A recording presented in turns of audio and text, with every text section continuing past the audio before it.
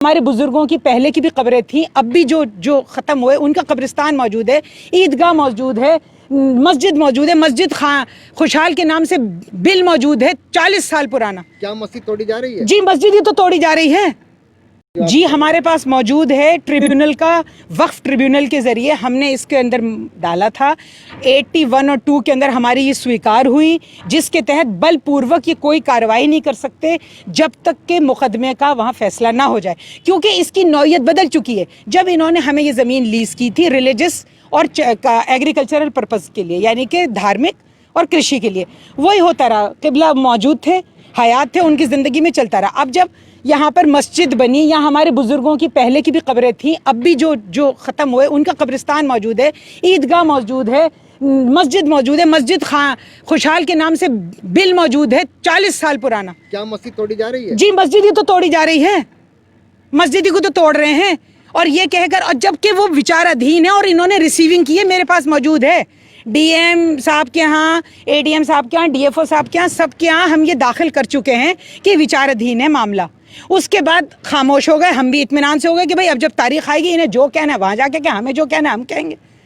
तो ये अचानक आज आ गए, जब घर में कोई मर्द भी मौजूद नहीं हो, तोड़म फोड़ी शुरू कर दी। काफी समय से ये मामला चल रहा है। देखिए समय से चल रहा है। 2015 में सुप्रीम कोर्ट ने हमारे फेवर में डायरेक्शंस दे दी थी, हाई कोर्ट के दोनों ऑर्डर्स को इम्पंजेंट कह दिया था। आप कहेंगे तो मैं, इनके पास तो मौजूद ही है, हर जगह वो पेपर लगाए, लेकिन अब ये लोग पेपरों को अगर पढ़े ना मानने से नेशनल हाई कमीशन में हम गए। इसीलिए नेशनल पीएमओ द्वारा हम नेशनल हाई कमीशन में गए गुहार लगाते हुए कि साहब हमारी सुनवाई हो। वहाँ पर हर एक की जल्दी से सुनवाई नहीं होती जब तक के मामला जेन्युइन ना हो। 2 साल वहाँ मुकदमा चला। ये डीएफओ साहब भी आते थे, प्रशासन भी आते थे, जो भी अधिकारी आते थे, लखनऊ से अधिकारी आते थे। अगर इन्हें कुछ कहना था या कुछ देना था तो ये वहाँ देते ना। फिर उसने हमारे हक में ऑर्डर दिया और 2 साल हम स्टे में भी रहे, इसीलिए कि जब हमारे हक में हो गया, अब ये भाई आप लिखित में दे देते कि हम नेशनल हाई कमीशन का ऑर्डर नहीं मानते। कह रही हैं कि इस पर्यावरण या वन भूमि का आप केयर टेकर के रूप में भी हैं। अरे मैं तो यहाँ पर इस पूरे इलाके में मालूम करके देख लीजिए कि सबसे ज्यादा पेड़ पौधे कौन लगाता है। मैं अपने ट्यूबवेल से पानी देती हूँ, मैं पेड़ लगाती हूँ, पौधे लगाती हूँ। इस दीवार के प्राइमिसेस के बाहर भी, सड़क के किनारे भी जितने यूकेलिप्टस खड़े हुए दिख रहे हैं वो मेरे लगाए हुए हैं। तो फिर प्रशासन कार्रवाई क्यों कर रहा है? मुझे तो खुद समझ में नहीं आ रही। मेरे तो समझने से प्रशासन क्यों कार्रवाई कर रहा है अल्लाह ही बेहतर जाने। कोई पॉलिटिकल दबाव है, कोई मसला है, मेरी तो वो भी समझ। हम तो सूफी लोग हैं, हमारे यहाँ तो हिंदू मुसलमान सरदार सभी आते हैं। आपकी मदद को आया सूफी संत वगैरह? भाई देखिए वो बेचारे आए थे, उन्हें प्रशासन ने बाहर खदेड़ दिया, मुझे ये सुनाई दिया। आज मेरी तबीयत ख़राब थी, मैं हाई ब्लड प्रेशर की पेशेंट थी, मैं सोई हुई थी। मेरे घर के लोग जो थे वो गए हुए थे हमारे बड़े पूर्वकों के यहाँ हाजिरी देने के लिए। ये धाम धूम की आवाज़ आई तो मेरी आँख खुली, मैं गोली खा के लेटी थी। बाहर निकल के देखूँ तो ये सब हो रहा है। भाई ये क्या हो रहा है? अब वो बच्चों को फ़ोन कर, उन्होंने जी उन्होंने तो हमें बाहर निकाल दिया। अब एक बात बताइए, जो यही रहने वाले बच्चे हैं, आप लोग भी तो खड़े हुए हैं, वो छोटे छोटे से 4-5 बच्चे, 1-2 बूढ़े आदमी, अगर उन्हें आप कह देते भाई आप यहाँ बैठ जाइए। अब आप क्या करेंगे? जैसे कार्रवाई तो हो रही है। अब आप मुझे बताइए, कोर्ट में मामला पड़ा हुआ है, मैं क्या करूं? मैं अपना सर पीटूं? क्या करूं मैं? आप मुझे बताइए कि एक आज़ाद नागरिक होने के हिसाब से मुझे क्या करना चाहिए? डीएम के पास दरखास्त लेके मेरे आदमी वहां पे, अब 40 किलोमीटर दूर है, 30 किलोमीटर यहाँ से, कि डीएम साहब लंच कर रही हैं, वो लेके वहां पहुंचे हुए हैं। अब बड़े अधिकारी होते हैं, उनसे मिलना भी हमारे लिए एक मसला है। उस दिन में एक हेयरिंग पे उन्होंने बुलाया था, मेरे दांत का रूट कैनाल हुआ था। फिर भी जब पता चला कि नहीं मेरा जाने, तो मैं शाम में दोबारा गई यहाँ से, तकलीफ में मेरा मुंह सूजा हुआ था, फिर भी मैं गई और मेरे तरफ से आदमी जा चुका था, उन्होंने सारी वो दे दी थी, एप्लीकेशन भी तमाम, उस नोटिस का हमने पूरा जवाब दे दिया था। क्या आप इस भवन को खाली करेंगे? मेरे मरने के बाद तो हो सकता है, मेरे मरने के बाद मेरी लाश यहां से उठ के जा सकती है, इसलिए कि यह मेरे पूर्वज हैं, मेरे शौहर हैं, मेरे गुरु हैं, मेरे पीर हैं। मैं मर जाऊंगी, ये मुझे कोई खड़े हुए आए प्रशासन कहे कि जी आपको हम गोली मारेंगे, मार दे मेरी गोली, मैं मौत से नहीं डरती, मार दो मेरी गोली, कोई बात नहीं, मर जाऊंगी, यहां दफन कर देना बस। मेरे छोटे छोटे बच्चे,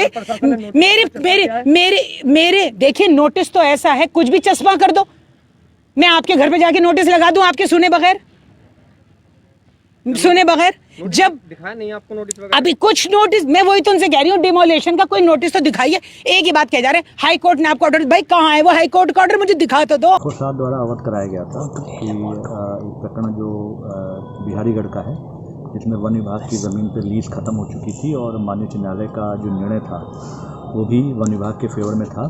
इसके अलावा इसकी समीक्षा हाईकोर्ट भी करता है, शासन भी करता है कि जितने प्रकरण हमारे हाईकोर्ट से जो जिसमें प्रत्यावेदन के निस्तारण के लिए आदेश दिए जाते हैं, उन सारे प्रकरणों को भी निकाला जा रहा है ताकि माननीय उच्च न्यायालय के आदेशों का अनुपालन कर सकें। उसी क्रम में आज ये अवगत कराया गया था कि इसमें इनकी लीज चूँकि समाप्त हो चुकी थी और 2 बार इनको नोटिस भी जारी किया गया था इवैक्यूएट करने के लिए, बट उनके द्वारा कोई संतोषजनक जवाब नहीं दिया गया था, ना ही खाली किया गया था। इसके अलावा वन विभाग ने अपना वहाँ पे बोर्ड भी लगाया था, फिर भी कोई कार्रवाई नहीं हुई थी। इसी क्रम में आज जो है डीएफओ साहब की टीम ने पुलिस प्रशासन का सहयोग लेकर वहाँ पे कब्जा मुक्त कराने की कार्रवाई शुरू की। सर कितनी ज़मीन होगी सर? ज़मीन जो बताई गई लगभग 100 बीघे के आसपास जो लीज पे बताई गई है, उस पर कुछ कंस्ट्रक्शन है, उसी कंस्ट्रक्शन को अभी डोमिनेट कर रहा है। अच्छा सर, ये कौन लोग हैं जिनकी इन्होंने कब्जा कर रखा था?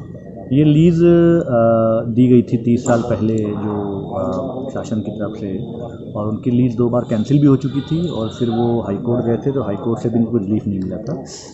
डीएफओ साहब ने बताया था कि लास्ट आदेश है वो 2016 का हाई कोर्ट का था, उसके बाद 2 नोटिस भी जारी हुए थे। सर ये लोग हैं कौन? पीर खुशाल लोग? पीर खुशाल है जिनको लीज दी गई थी, इसके बारे में तो डीएफओ साहब को मालूम है। और उनका जो लेटर आया था उसमें ये सर ज़मीन में बना क्या हुआ था जो हटाए भी? इस पे एक आवास बने हैं, कुछ बैरक बनी हुई हैं, एक मस्जिद है, मज़ार है। तो अभी हम लोग फर्स्ट फेज में जो हमारा जो उनका जो बैरक है वो खाली थे, अभी उसी को डिमोलिश कर रहे हैं। सर मस्जिद को बैठाया गया सर वहाँ? अभी नहीं। अच्छा सर, लगभग कितने बीघे छुटाई गई होगी ज़मीन? अभी वो ज़मीन तो ज़्यादा है, उस पर काफ़ी पेड़ भी लगे हुए हैं, फुलवारी भी लगी हुई है, बाग भी लगा हुआ है। जो पक्का कंस्ट्रक्शन था अभी उसे डिमोलिश कर रहे हैं। ये 30 साल तक लीज थी जो शायद इनकी पहले ही समाप्त हो गई थी। उसके बाद 2 बार शासन ने शायद इनको रिन्यूअल भी नहीं किया था, तब इन्होंने माननीय उच्च न्यायालय की शरण ली थी। और डीएफओ साहब ने बताया था कि 2016 में शायद इनका प्रकरण जो है वो इनके फेवर में नहीं आया था। उसके बाद से लगातार कब्जा हटाने के प्रयास चल रहे थे, नोटिस भी जारी किए गए थे, बोर्ड भी लगाया गया था और आज उसी क्रम में जो है कार्रवाई की गई। सर मस्जिद हटाई है सर वहाँ, तो हटाई जाएगी? अभी कुछ नहीं, अभी जो हमारी जो बैरक हैं